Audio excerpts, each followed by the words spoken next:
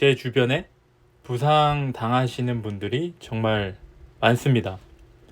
운동을 하시는 분도 그렇고 안 하시는 분도 그렇고, 그리고 저 또한 한 부위가 괜찮아지면 전혀 생뚱맞은 부위가 아프곤 합니다.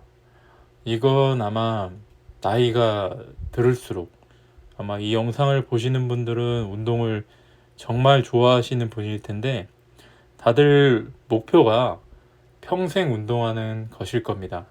근데 평생 운동을 하다 보면은 과연 우리가 안 아플 수 있을까요? 라고 묻는다면 다들 아플 거라고 생각을 하실 겁니다. 앞으로 더 노화가 진행되고 관절에는 좀 더 약해질 수밖에 없으니까, 부상을 좀 더 잘 당하고 회복에 좀 더 많은 시간이 필요할 테니까. 그러면 우리가 아플 때마다 쉬면서 몸이 회복되기를 기다린다면, 그럼 과연 우리가 운동할 수 있는 날이 앞으로 남은 인생 중에 며칠이나 될까요? 거의 없을 겁니다. 그렇기 때문에 여러분들은, 제 영상을 보시는 여러분은 부상을 관리하는 방법에 대해서 꼭 알아야 합니다. 제가 이거는 라이노 스트렝스 번역 영상에도 통증을 다루는 방법, 그래서 바벨 메디신의 오스틴 머라키가 올린 걸 제가 번역해서 올려놓은 게 있는데, 저는 그 영상이 정말 한 100만 원 이상의 가치가 있다고 생각을 합니다.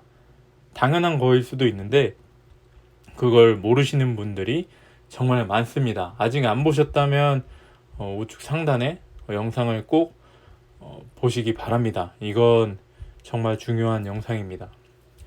그냥 우리가 이 리프팅을 하면서 다친 부상들, 이런 건 사실 병원에 가지 않아도 됩니다.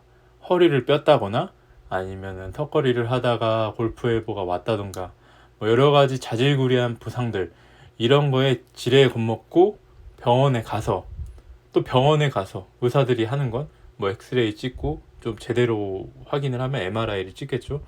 그래서 확인해서 나오는 게 허리가 섬유륜이 파열됐다, 아니면 디스크가 어떻게 됐다, 삐져나왔다, 이런 진단을 해줄 겁니다. 또 그냥 운동 쉬어라, 이렇게 말을 해주는데, 의사들은 우리만큼 운동을 해보지 않았습니다. 물론 운동을 굉장히 많이 하신 분들도 있겠지만 그렇게 전문적으로 많이 하지 않았습니다.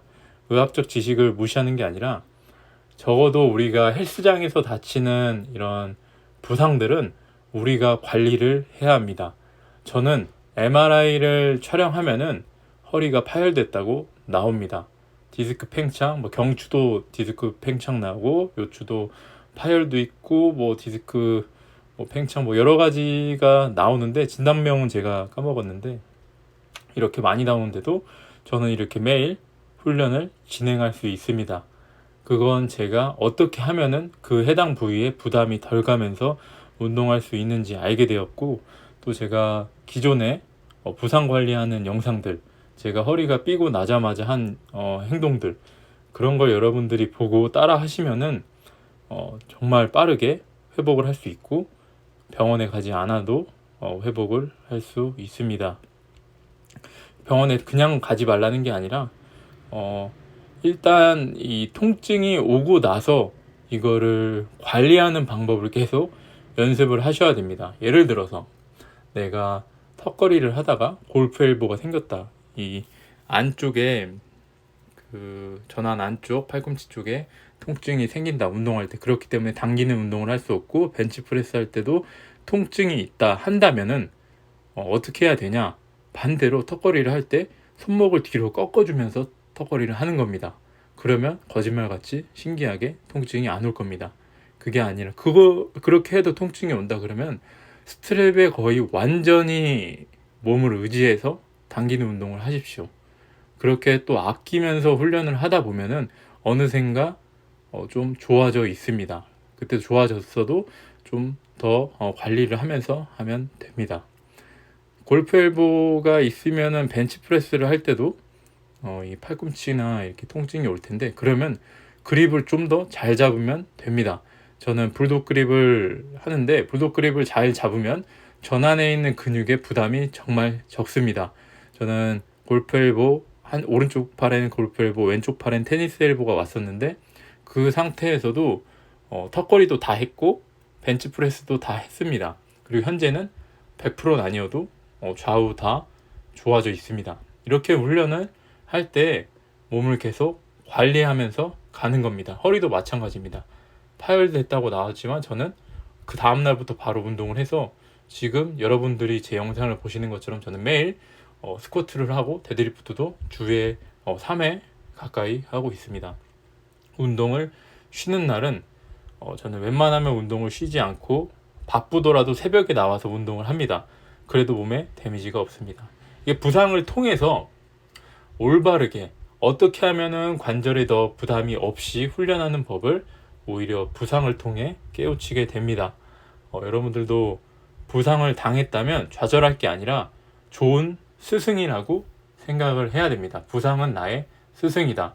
내가 지금까지 잘못했던 자세가 있다. 그렇기 때문에 해당 운동을 하다 다쳤다. 예를 들어서 데드리프트를 하다 허리를 다쳤으면은 어떻게 하면은 허리에 부담이 없이 데드리프트를 할 수 있는지 계속 연습을 하셔야 됩니다. 통증이 있어도 데드리프트를 끌 수 있는 자세가 분명 있습니다. 연습을 하시면은 그걸 깨우칠 수 있을 거고 결국에는 부담 없이 훈련을 할 수 있습니다. 저도 사실 다치면서 배운 게 정말 많습니다. 코치가 말해주는 게 있는데 예를 들어 저는 힌트만 주고 여러분들은 스스로 몸으로 깨우쳐야 합니다. 큰 틀을 잡아드리는 건 정말 쉽습니다. 하지만 눈에 보이지 않는 디테일들, 아주 자세히 봐야 보이는 디테일들은 거의 직접 깨달으셔야 합니다. 그러려면 내가 강해지자 하는 욕심, 그 의욕이 있어야 되고 굉장히 열정이 있어야 합니다. 여러분들 다쳤다고 좌절하지 마시고 그냥 단순히 의사 찾아가지 마시고 계속 혼자 연구를 해보십시오. 분명 괜찮게 할 수 있습니다. 어딘가 아파도 훈련은 계속 할 수 있습니다. 쉬지 마세요. 오늘 영상은 여기까지 하겠습니다. 감사합니다.